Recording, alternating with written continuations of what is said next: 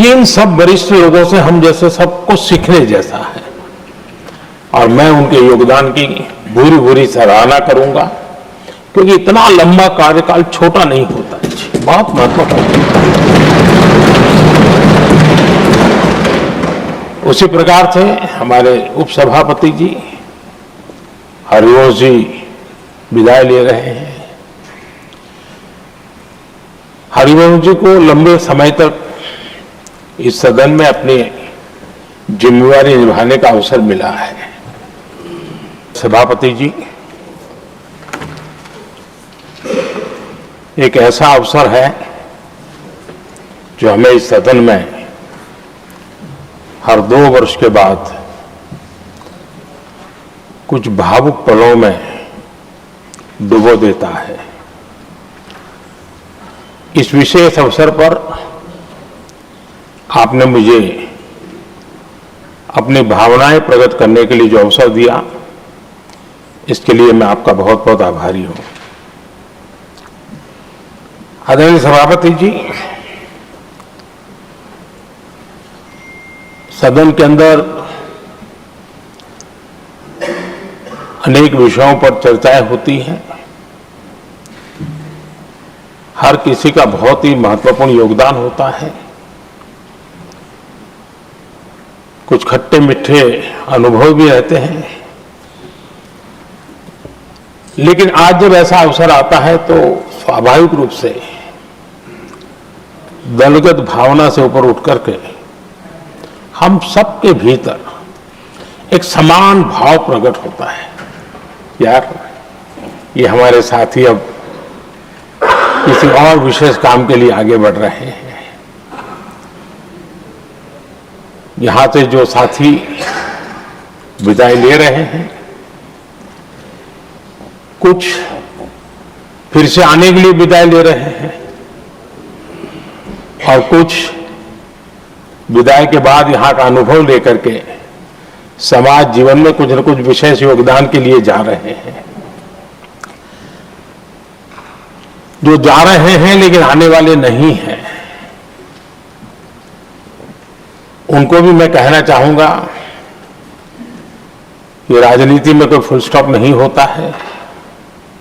भविष्य आपका भी इंतजार कर रहा है और आपका अनुभव, आपका योगदान राष्ट्र जीवन में हमेशा हमेशा बना रहेगा। आदरणीय सभापति जी, इस सदन में जो भी सदस्य माननीय हमारे विदाई ले रहे हैं, कुछ सदस्य ऐसे हैं जिनको शायद उस समय जाने का समय कार्यकाल आएगा जब सदन नहीं चलता होगा। कुछ है जिनको ऑलरेडी सदन के दरमियान ही विदाई मिल रही है। लेकिन ये जाने वाले सभी माननीय सांसदों का बहुत ही उत्तम योगदान है, इसलिए लेकिन मैं जरूर कहूंगा आदरणीय देवगौड़ा जी, आदरणीय खड़गे जी, आदरणीय शरद पवार जी, ये ऐसे वरिष्ठ लोग हैं जिनके जीवन का आधी से अधिक उम्र संसदीय कार्य प्रणाली में गई है और इतने लंबे अनुभव के बाद भी सभी नए सांसदों ने सीखना चाहिए वैसे समर्पित भाव से सदन में आना, जो भी हमसे उनसे बन सकता है उतना योगदान करना, इन्हें समाज में से जो जिम्मेवारी मिली है उसके प्रति पूरी तरह समर्पित रहना, ये इन सब वरिष्ठ लोगों से हम जैसे सबको सीखने जैसा है और मैं उनके योगदान की भूरी भूरी सराहना करूंगा, क्योंकि इतना लंबा कार्यकाल छोटा नहीं होता है, बहुत महत्वपूर्ण है। उसी प्रकार से हमारे उपसभापति जी हरिवंश जी विदाई ले रहे हैं। हरिवंश जी को लंबे समय तक इस सदन में अपनी जिम्मेवारी निभाने का अवसर मिला है। बहुत ही मृदुभाषी, सदन को चलाने में सबका विश्वास जीतने का निरंतर जिन्होंने प्रयास किया, और मैंने देखा है कि संकट के समय ज्यादातर उपसभापति के ही जिम्मे आ जाता है कि भाई आप संभाल लेना जरा। तो उनको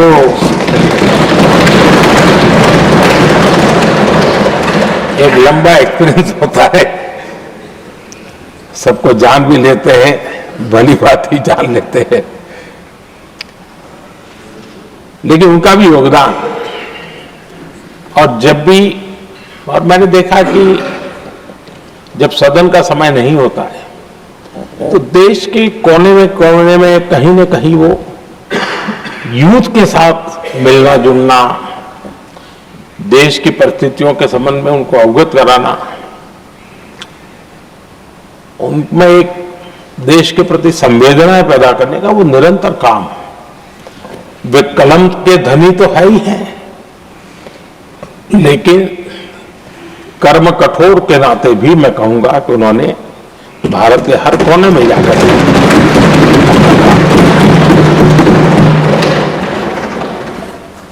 आदरणीय सभापति जी, कभी कभी किसी समय हम सुनते थे कि सदन में बहुत ही हास्य विनोद व्यंग्य का अवसर मिलता रहता है। इन दिनों शायद धीरे धीरे कम होता जा रहा है, क्योंकि 24/7 मीडिया की दुनिया ऐसी है कि हर कोई कॉन्शियस रहता है। लेकिन हमारे आठवले जी हैं जी, सदाबहार है।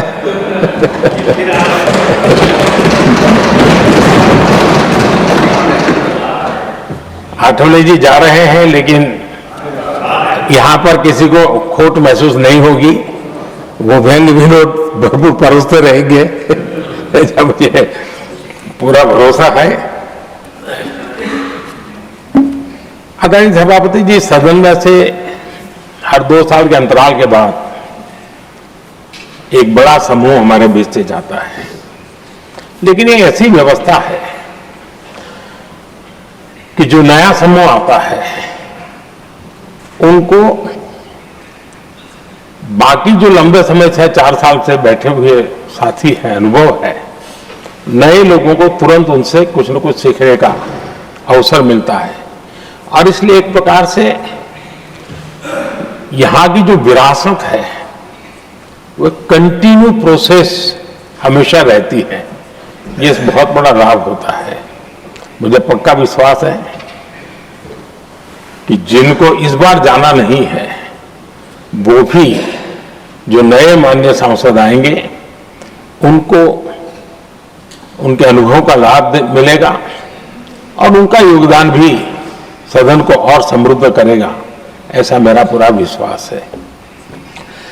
आदरणीय सभापति जी, हम लोग जानते हैं कि जीवन में या सार्वजनिक जीवन में जब भी कोई महत्वपूर्ण निर्णय करना होता है तो परिवार के लोग बैठ करके मन बना लेते हैं कि ऐसा करना है, लेकिन फिर भी कहते हैं अरे ऐसा करो, उनसे जरा पूछ लीजिए, एक सेकंड ओपिनियन ले लीजिए किसी वरिष्ठ से। और घर में वरिष्ठ नहीं तो कहेंगे मोहल्ले में देखो भाई, वो काफी अनुभवी है, जरा उनसे पूछ लो एक बार उनका मन क्या करता है। अगर कोई बीमार है तो भी कहते हैं यार ऐसा करो भाई, एक और डॉक्टर से जरा ओपिनियन ले लो। सेकंड ओपिनियन का बहुत महत्व होता है। मैं समझता हूं हमारी संसदीय प्रणाली में इस सेकंड ओपिनियन की बहुत बड़ी ताकत रही है। एक सदन में कुछ निर्णय होता है, दूसरे सदन में फिर आता है सेकंड ओपिनियन के लिए। अगर इस सदन में होता है तो उस सदन में जाता है सेकंड ओपिनियन के लिए।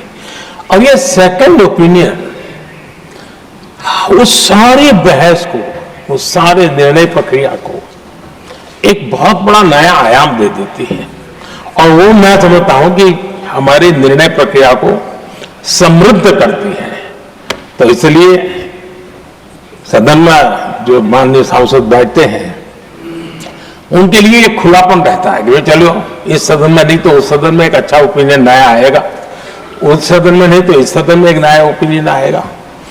तो ये सेकंड ओपिनियन ये हमारे लोकतंत्र में एक बहुत बड़ा कंट्रीब्यूशन है, जो जिस विरासत को हमें संभालना हमारे जो माननीय सांसद विदाई ले रहे हैं उनका तो योगदान रहा ही है, और इसके लिए भी मैं उनका साधुवाद करता हूं।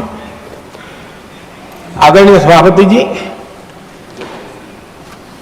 जो हमारे माननीय सांसद विदाई ले रहे हैं, बहुत आने वाले दिनों में तो शायद ये अवसर रहने वाला ही नहीं है, लेकिन ये माननीय सांसद ऐसे हैं कि जिनको पुराने संसद के भवन में भी बैठने का मौका मिला और नए संसद भवन में भी बैठने का मौका मिला।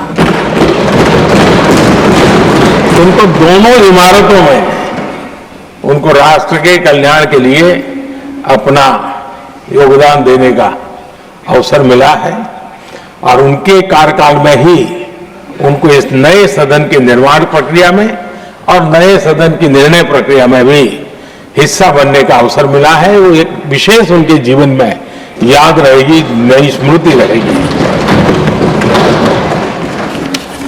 आदरणीय सभापति जी, मैं सभी माननीय सांसदों के, और मैं मानता हूं कि ये सदन अपने आप में एक बहुत बड़ी ओपन यूनिवर्सिटी है। राष्ट्र जीवन की कई बारीकियों से परिचित होने का अवसर सदन में प्राप्त होता है। एक प्रकार से हमारी यहां शिक्षा भी होती है, हमारी दीक्षा भी होती है। ये 6 साल यहां जो रहने का अवसर मिलता है वो जीवन को घड़ने का, राष्ट्र जीवन के घड़तर में योगदान का तो महत्व है ही है, क्योंकि निर्णय प्रक्रिया का हिस्सा है, लेकिन स्वयं के जीवन को घड़ने का भी एक अमूल्य अवसर होता है। और इसलिए जब माननीय सांसद यहां आते हैं, उस समय की उनकी जो भी सोच समझ और क्षमता है, जब जाते हैं तो अनेक गुना वो बढ़ती है, उसका विस्तार होता है, अनुभव की एक बहुत बड़ी ताकत होती है। और तब जाकर के जाने के बाद राष्ट्र जीवन का उनका निरंतर योगदान बना रहे हैं। वे अपने तरीके से व्यवस्था के तहत हो सकते हैं, व्यवस्था के तहत न हो सके, लेकिन उनका अमूल्य योगदान मिलता ही रहे राष्ट्र जीवन के निर्माण में। उनका अनुभव हमेशा हमेशा उपयोगी हो, ये मेरी उन सभी माननीय सांसदों को मेरी शुभकामनाएं हैं। और मैं फिर से एक बार सभी माननीय सांसदों के योगदान का गौरवगान करता हूं, साधुवाद करता हूं। बहुत बहुत धन्यवाद।